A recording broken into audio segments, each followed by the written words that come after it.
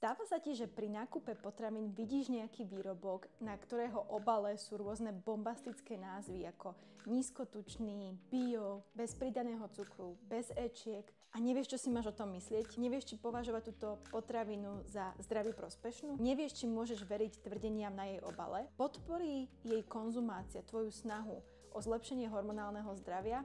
Alebo naopak situáciu ešte zhorší? Nie sa čo čudovať.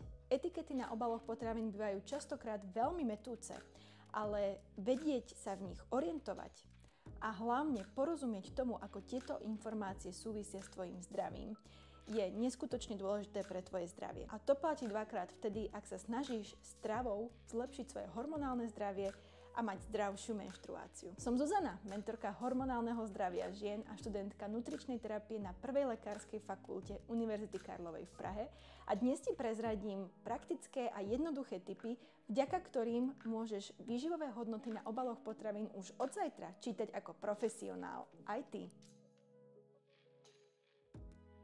Dopozeraj toto video až do konca, pretože na jeho konci ti poviem 2 ingrediencie, na ktoré by si pri nákupe potravín mala dávať väčší pozor. Pripravená naučiť sa čítať etikety ako profesionál? Ideme na to! Na obale potravín väčšinou nájdeš nejaké bombastické označenia ohľadom prospešnosti pre zdravie. Napríklad nízkotučný, bez ečiek, bio, 100% prírodný. Všetky tieto označenia majú jeden jediný cieľ. Presvedčiť ťa, že táto potravina je zdraviu prospešná a vyvolať v tebe dojem, že nemôžeš pre svoje zdravie urobiť nič lepšie, ako si túto potravinu kúpiť. Nemusíš sa však kvôli tomu cítiť zle. Prieskumy dokazujú, že spotrebitelia majú tendenciu vnímať nejaký produkt ako zdraviu prospešný, ak má na svojom obale uvedené jedno alebo viacero z týchto tvrdení. Tu je zoznam označení, ktoré na obaloch môžeš vidieť najčastejšie. Práve pri týchto označeniach by si v obchode mala dávať lepší pozor. Záleží vôbec na týchto označeniach? To závisí od prípadu k prípadu a od potraviny k potravine. Ak na obale potravín vidíš označenie nízkotučný alebo bez pridaného cukru, najlepšie urobíš, ak sa neuspokojíš s týmto tvrdením, ale si aj pozrieš zloženie na zadnej strane obalu, aby si vedela, koľko vlastne cukru a tuku v skutočnosti v tejto potravine dostaneš. To isté platí aj pri produktoch a potravinách, ktoré majú na svojom obale označenie high protein alebo vysoký obsah bielkovín. V tomto prípade si takisto radšej pozri zloženie a tabuľku výživových hodnôt na zadnej strane obalu. Podľa legislatívy je totiž povolené označovať potravinu s vysokým obsahom bielkovín vtedy, ak bielkoviny tvoria aspoň 20% jej celkovej energetickej hodnoty. Poďme si to ukázať na praktickom príklade. Ak si zoberieš 100 gramovú cereálnu tyčinku, tak 20% energetickej hodnoty celej tyčinky predstavuje 5 gramov bielkovín. Keď si to porovnáš s nejakou klasickou proteínovou tyčinkou 100 gramovou, v ktorej na 100 gramov máš 20 gramov bielkovín, je to riadny rozdiel. Ak je tvojim cieľom zvýšiť konzumáciu bielkovín, pravdepodobne by si zvolila proteínovú tyčinku s 20 gramami bielkovinami, ako tú cereálnu tyčinku, ktorá má na rovnakú váhu iba 5 gramov bielkovín. To, či potravina obsahuje lepok, v skutočnosti potrebujú riešiť iba ľudia, u ktorých bola doktorom preukázaná intolerancia alebo citlivosť na lepok. To je v skutočnosti asi tak 5% populácie. Absencia lepku nerobí potravinu automaticky zdravšou ani vhodnejšou pri redukcii váhy. V skutočnosti, ak bezdôvodne vyradíš zo svojho jedálnička potraviny obsahujúce lepok, tak sa ochudobníš o množstvo vitamínov a minerálnych látok, ktoré potraviny obsahujúce lepok v sebe majú. To je napríklad prípad pečiva. To isté platí aj pri potravinách so značením bez soje alebo bez orechov. Označenie 100% prírodný produkt neznamená pre tvoje zdravie vôbec nič. Neexistuje legislatívne stanovený popis toho, čo by označenie 100% prírodný malo znamenať. Znamená to iba toľko, že do tejto potraviny neboli pridané počas výroby žiadne umelo vyrobené aditíva. Opäť to však neznamená, že takáto potravina je automaticky zdraviu prospešná. Ako príklad si môžeme zobrať klasický rafinovaný biely cukor. Je to 100% prírodná potravina, pretože obsahuje iba jednu prírodnú ingredienciu, cukor, ale jesť ju vo väčších množstvách pravidelne pravdepodobne nie je najlepší nápad. Ešte lepší príklad je botulotoxín, čo je toxín, ktorý vyrába jedna baktéria, ktorý sa môže nachádzať v potravinách a pre človeka môže byť smrteľný už v malých dávkach. Ale je 100% prírodný, takže hurá dojedenia, no nie. Nedaj sa oklamať lákavo znejúcimi tvrdeniami, ktoré ti sľubujú zlepšenie zdravia. A vždy radšej čítaj aj zloženie na zadnej strane obalu. Ak sú pre teba aditíva španielskou dedinou a nevieš, ktoré sú pre tvoje zdravie relatívne neškodné a ktoré naopak je najlepšie vynechávať zo svojej jedálnička a vyhýbať sa im, na mojom profile Ženy a ich zmeny na HeroHero nájdeš PDF ťahák k aditívam, kde som ti prehľadne rozdelila aditíva, ktorých sa nemusíš báť a naopak, ktoré patria k tým rizikovejším v našich potravinách. S takouto pomôckou už viac nebudeš stratená pri nákupe potravín. Ingrediencie akéhokoľvek výrobku musia byť vždy na obale uvedené v zostupnom poradí. To znamená, že tie ingrediencie alebo zložky, ktoré sú uvádzané na prvých miestach v zložení, tvoria najväčší podiel váhy výrobku. Naopak, tie ingrediencie, ktoré sú na úplnom konci zoznamu zloženia, sa nachádzajú vo výrobku iba v minimálnom množstve. Jednoduchý tip, vždy si všímaj prvé 3 ingrediencie alebo zložky, ktoré produkt obsahuje. Tvoria totiž najväčšiu časť toho, čo sa práve chystáš zjesť. Ak si všimneš, že na prvých miestach je cukor, sol alebo stúžené tuky, znamená to, že tento výrobok nie je práve zdraviu prospešný a ak sa dá, mala by si nájsť vhodnejšiu alternatívu. Si stratená v tom, ako čítať zloženie potravín? Poďme si to ukázať na praktickom príklade proteínovej tyčinky, ktorú už niekedy jedla asi každá z nás. V prípade tejto tyčinky je zmes proteínov najväčšou zložkou zloženia. Hovorím o zložke a nie o surovine, pretože samotná zmes proteínov sa skladá z viacerých ingrediencií. V zátvorke vidíš údaj 27,5%. To znamená, že zmes proteínov tvorí 27,5% celkovej váhy proteínovej tyčinky. A to je celkom dosť. Bez tohto percentuálneho údaju by sme si nevedeli predstaviť, akú veľkú časť hmotnosti tyčinky tvorí práve proteínová zmes. Výrobcovia väčšinou tento percentuálny údaj neudávajú na obale vtedy, ak nechcú, aby si vedela, že vo výrobku, ktorý sa chystáš zjesť, je pomerne veľké množstvo nežiaducej suroviny, napríklad cukru. Alebo naopak nechcú, aby si vedela, že výrobok obsahuje len veľmi malé množstvo žiaducej suroviny, ktorú propagujú na obale, napríklad kvalitný proteín. Za percentuálnym údajom každej zložky sú v zátvorke uvádzané suroviny, z ktorých sa táto zložka skladá. V tomto prípade je najhojnejšou surovinou zmesi proteínov koncentrát srvátkových bielkovín, pretože je na prvom mieste v zátvorke. Nasleduje koncentrát mliečnych bielkovín a sojový proteínový izolát. Všimni si, že okrem koncentrátu srvátkových bielkovín nemáme pri ďalších 2 ingredienciách uvádzaný percentuálny podiel. Je to preto, že koncentrát srvátkových proteínov považujeme za kvalitný proteín. Koncentrát mliečnych bielkovín a sojový izolát patria k tým lacnejším a menej kvalitným proteínom, ktoré sa pridávajú väčšinou do takýchto produktov, aby znížili výrobné náklady. Ak proteínové tyčinky nejedávaš na kilá a je to skôr tvoj príležitostný snack, tak ťa potom táto informácia až tak veľmi trápiť nemusí. Poďme na ďalšiu zložku proteínovej tyčinky. V tomto prípade je to mliečna čokoláda, ktorá tvorí 17% váhy tyčinky. V zátvorke za ňou máme opäť uvedené ingrediencie, z ktorých sa mliečna čokoláda skladá.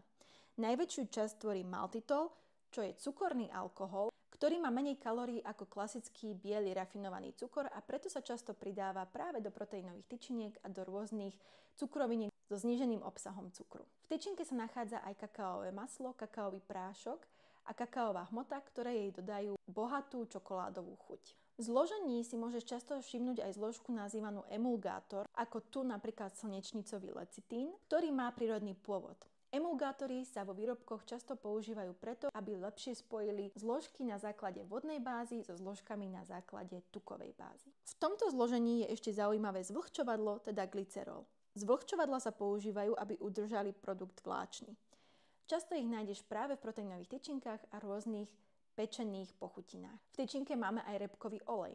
Olej sa pridáva do výrobkov pre zlepšenie štruktúry a chuti. A nachádza sa tam aj hydrolyzovaný kolagén, ktorý opäť považujeme za menej kvalitný proteín. Keďže je ale takmer na konci zoznamu, znamená to, že sa ho v tyčinke nachádza iba minimum, konkrétne 4,2%. Na konci zloženia tyčinky aj polevy máme farbivá, arómu a sladidlá. Keďže sú úplne na konci, znamená to, že tyčinka ich obsahuje len minimálne množstvo pre upravenie a doladenie chuti. Na zložení potravín si môžeš všimnúť, že niektoré zložky a ingrediencie sú vytlačené hrubým písmom. Ide o alergény a sú takto zvýraznené preto, aby ľudia trpiaci na konkrétne alergie ľahšie identifikovali alergény v zložení a vyhli sa týmto produktom. Takže si to zhrňme. Zložky a ingrediencie, ktoré sú v zložení potravín na popredných miestach, tvoria najväčšiu časť produktu, ktorý sa chystáš zjesť. Naopak, ingrediencie, ktoré sú až na konci zoznamu zloženia, sa nachádzajú vo výrobku minimálne. Niektorí ľudia považujú za indikátor zdravosti potravín dĺžku zoznamu ingrediencií alebo zloženia potraviny.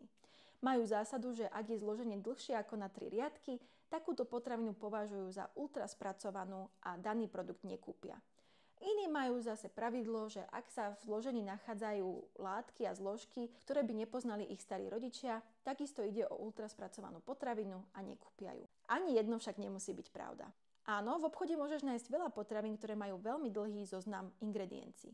To však ale automaticky neznamená, že nie sú pre tvoje zdravie prospešné. Zmes cereály môže veľmi jednoducho obsahovať 20 až 25 ingrediencií a byť stále relatívne málo spracovaná.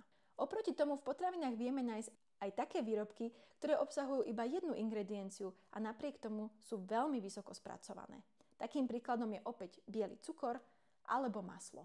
Obe tieto potraviny obsahujú iba jednu ingredienciu, no napriek tomu ich častá konzumácia vo veľkých množstvách nie je odporúčaná a rozhodne neprospieva tvojmu zdraviu. Zapamätaj si jedno pravidlo. O tom, či je potravina vhodná alebo nevhodná pre tvoje zdravie, nerozhoduje dĺžka zoznamu ingrediencií. Oveľa dôležitejšie je to, aké ingrediencie daná potravina obsahuje a v akých množstvách. Nariadenia Európskej únie prikazujú výrobcom udávať výživové hodnoty na obaloch potravín prepočítané na 100 gramov. Na toto treba myslieť, keď si v obchode porovnávaš rôzne výrobky a pozeráš sa na obsah kalórií, bielkovín, sacharidov, tukov, vlákniny, čohokoľvek. Vždy zváž, koľko porcií sa nachádza v danom balení a podľa toho si vyrátaj, koľko danej makroživiny príjmeš v jednej porcii. Výrobcovia prepočítavajú tieto hodnoty na 100 gramov, aby nám, spotrebiteľom, uľahčili porovnávanie podobných výrobkov. Ak si napríklad kúpiš balíček čipsov, ktorý na 100 gramov obsahuje 520 kilokalórií, ale nevšimneš si, že jeden balíček má 200 gramov a potom prídeš domov a tento 200 gramový balíček zješ na posedenie pri telke, tak namiesto 520 kilokalórií zješ dvakrát toľko. A to je poriadny rozdiel. Niektorí výrobcovia už na obaloch udávajú aj nutričné hodnoty pre jednu porciu. Je to skvelá pomôcka, legislatíva to však zatiaľ nevyžaduje a preto neočakávaj tento údaj na každom jednom obale. Čo však na obale môžeš očakávať, je odporúčaná veľkosť jednej porcie. To je množstvo, ktoré podľa štatistík väčšina ľudí zje na jedno posedenie. Toto množstvo však často neodráža realitu. Keď si to zoberieš, tak pri takých čipsoch je odporúčaná jedna porcia 30 gramov. Povedzme si však na rovinu, ktorá z nás dokáže po 30 gramoch prestať a nepokračovať vo vyjedaní celého balíčka. Väčšina spotrebiteľov pri nákupe potravín nekontroluje, koľko porcií obsahuje jedno balenie. Automaticky predpokladajú, že jedno balenie rovná sa jedna porcia. A to je tá najčastejšia chyba, ktorú ako spotrebitelia pri nakupovaní potravín robíme.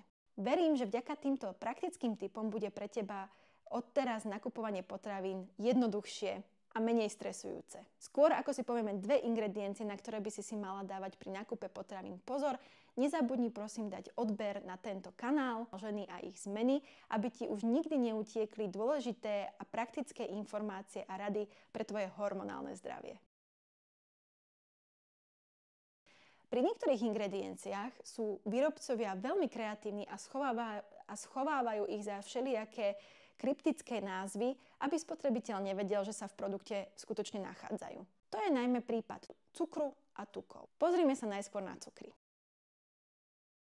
Štúdie preukázali, že keď spotrebitelia nevidia na obale a v zložení slovo cukor, automaticky považujú potravinu za zdraviu prospešnú. A kúpia si ju v domnení, že ide o zdraviu prospešný výrobok. Práve preto výrobcovia cukor schovávajú pod rôzne mená. Ale len preto, že nikde na obale nie je uvedené slovo cukor, neznamená, že ho potravina naozaj neobsahuje. Na tejto grafike môžeš vidieť zoznam alternatívnych mien pre cukor.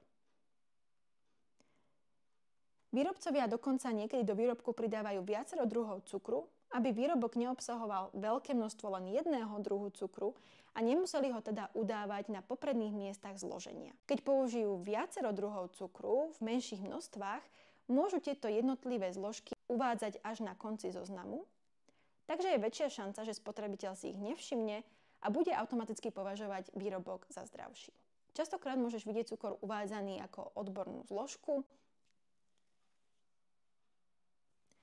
napríklad fruktooligosacharidy, alebo uvádzanú ako prírodnú zložku, napríklad javorový sirup alebo med. Tu je dôležité poznamenať, že nie je cieľom úplne vylúčiť cukor z tvojho jedálnička. Do vyváženého jedálnička patria aj sladkosti a sladené produkty, pokiaľ ich konzumuješ s mierou. Riešiť množstvo sacharidov a cukrov v tvojej strave je dôležité najmä vtedy, ak riešiš nejaký hormonálny problém, pretože pri problémoch s menštruačným cyklom alebo s neplodnosťou chceme čo najviac obmedziť prudké výkyvy krvného cukru. Pozrieme sa teraz na tuky. Stúžené tuky alebo transtuky sú tuky, ktoré boli chemicky upravené tak, aby mali dlhšiu trvanlivosť. Vo vysokých množstvách ich nájdeš v margarínoch, v pečive, ktoré sa dopeká na predajniach, v maslových plnkách koláčov, v polevách koláčov, v šlahačkách a v rôznych nátierkach. Pre naše zdravie sú nebezpečné už vo veľmi malých množstvách a preto sa neodporúča konzumovať ich viac ako 2 gramy denne. Tužené tuky a nasytené mastné kyseliny sa nachádzajú v mnohých potravinách aj prirodzene, napríklad v hovädzom mäse a v mliečnych produktoch. Väčšinou však ide len o veľmi malé množstvo a tvoria tak 1% celkovej energetickej hodnoty týchto potravín. Pre tvoje zdravie preto nie sú nebezpečné.